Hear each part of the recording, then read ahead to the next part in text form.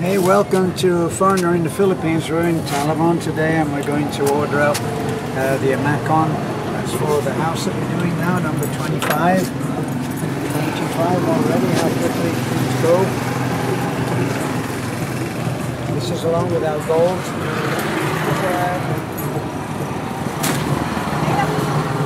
Yeah, I ordered 16 pieces. We want to do 3 houses this month, and so this is the first, and we're on target. Probably we will finish this. This head in the way is Bachoy. So we'll hope to finish this house by Monday or Tuesday at the latest, and so then we'll be on to the next house, which will be house number 26. You're going to wait any more? Can you walk around, man? Can I walk around? So it's a little long video. Yeah, because we're still waiting for it to be completed. All the cladding to be put up in the back of the blue red truck. Are you still recording there? Yeah, it's recorded. Watch out, Nacho. Well, the place that we always park, this is the place we always park over by the church there. There's a big church that they've just spent an enormous amount of money on. There's a huge building that's next to it. And then this is a parking space here for a lot of cars and a lot of tricycles. There's the Talibon Municipal Health Center. Now, don't have a great news on the Municipal Health Center. When we went there once, we went there with one of the 3 little girls that we discovered that her toes had started to go black, and that's pretty serious for anybody that knows anything about gangrene. Well, we brought her first to the Municipal Health Center and they didn't do anything at all. They just looked at the child and said, well, you should go to the hospital.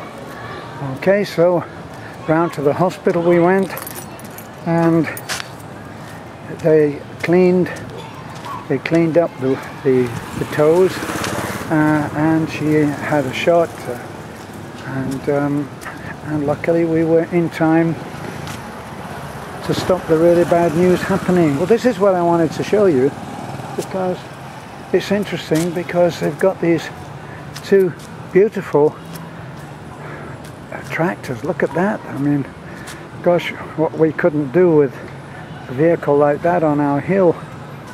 So if anybody's got a spare one that's in the closet there and they're not using it, do send it to us and we'll put it to good use. Look at that. Wow. A Kubota. Well, I'm guessing that might be Japanese, or it might even be Korean, but it is a beautiful machine. And lo and behold, there's another one exactly the same. So I think actually that I was round here once, and I think that there was a 3rd one. Where they will be using that, I have no idea, but I can tell you one thing: it's not being used on our road. Oh well, these things come slowly.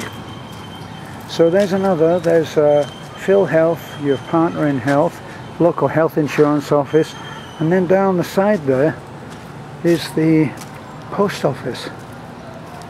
And there's another one here, look, a tourism information center, and it does say that it is Fisheries and Coastal Management Interpretive Center. Down that path there with the black rails, that's where that tiny office that we call the post office is. So if you ever write to us and you write in snail mail at Forgotten Art, that's where it would be picked up, because we wouldn't get it delivered. They don't have any such thing as postman.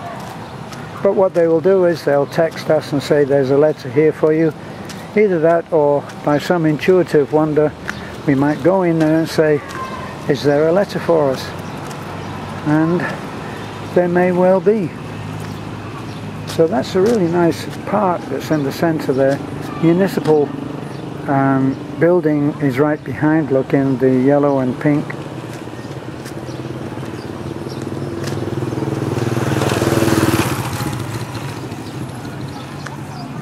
Actually, I like Talibon. Talibon is a nice little town, and well, in my selfish way, I was hoping that it would just stay this way.